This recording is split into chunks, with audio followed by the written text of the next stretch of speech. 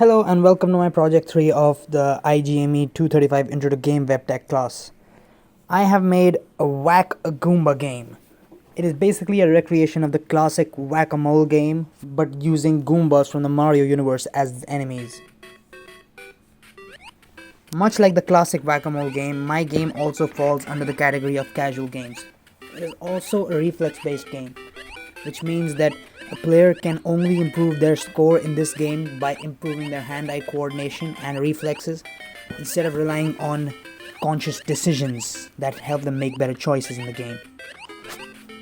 As you can see, I've taken most of the sounds and the graphics from Mario. This entire game and experience is supposed to be in the Mario universe, so I've tried to recreate as much of the aesthetic as possible. As soon as you whack a Goomba, the sprite on it switches to a different one to show the player the feedback that they have indeed whacked the Goomba. In each game, the player has 60 seconds to make as high of a score as possible, and based on their score, they will be displayed one of 3 game over screens.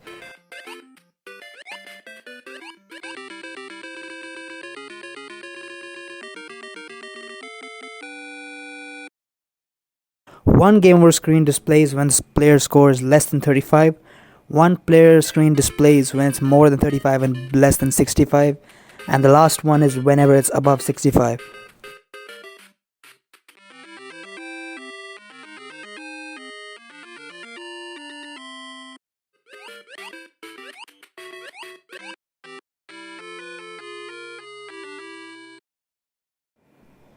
For this project, I started from scratch, which means I did not use any of the provided demo codes from the class. This project is done almost entirely using the browser DOM methods. It does not actually even create an instance of the canvas.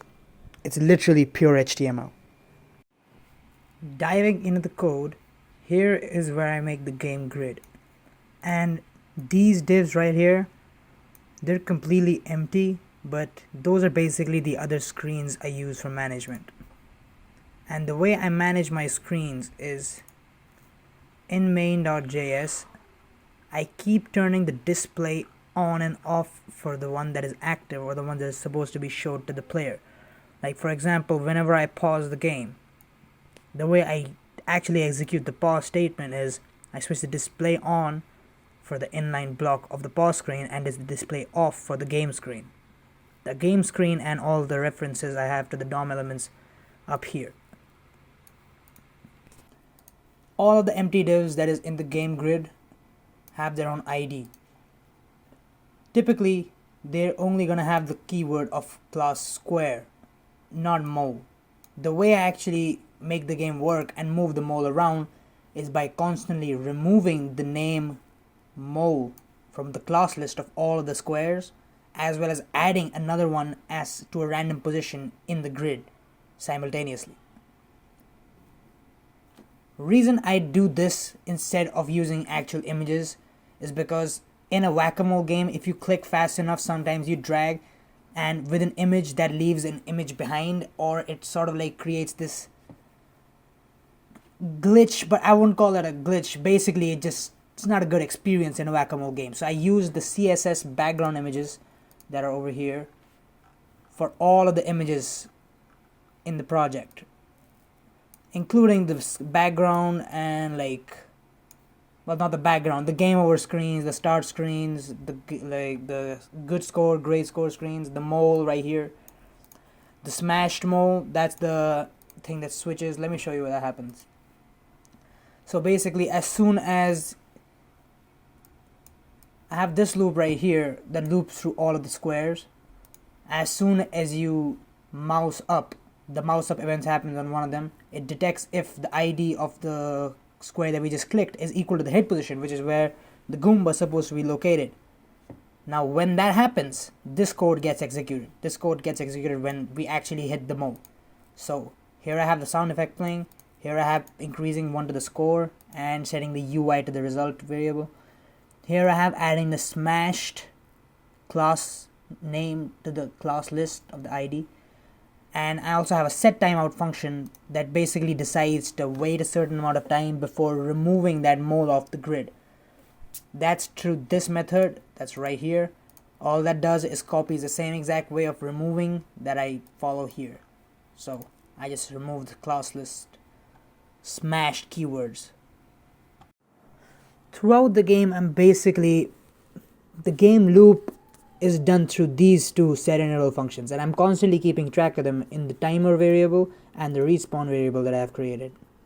The way the pause and resume work is by clearing these set intervals and resetting them again when you resume the game, which is right here. I clear both the intervals and I resume them, and I set them back when I do resume them. And the way I decide whether you should resume or pause the game is right here. If is paused is equal to true, then it will resume the game. Otherwise, it checks if is over, and then it'll pause the game. Now, this right here actually fixed one of the big bugs in the game, which was that since I'm using this hack method of turning the display on and off to like display the screens, and all of them actually do exist in the DOM at the same time, I mean in the browser. If I actually pause the game when the game has not actually started, it adds the pause screen, and when you resume it, it adds the game screen back, but it does not actually take away the start screen or whatever screen you were supposed to be on. So to prevent that method from happening, I had to perform a check before I pause the game to check whether the game is actually over.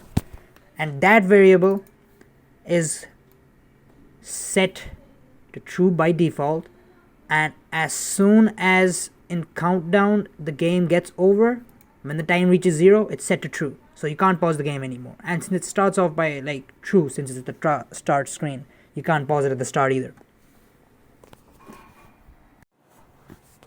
I use howler.js to manage the sound effects used in the game. All of the sounds used in the game are taken directly from Mario. I make sure that the sound effects never stack onto each other, except for in the case of the hit sound effect, which is meant to stack over the background, and in the case of the pause, which is also meant to stack over the background.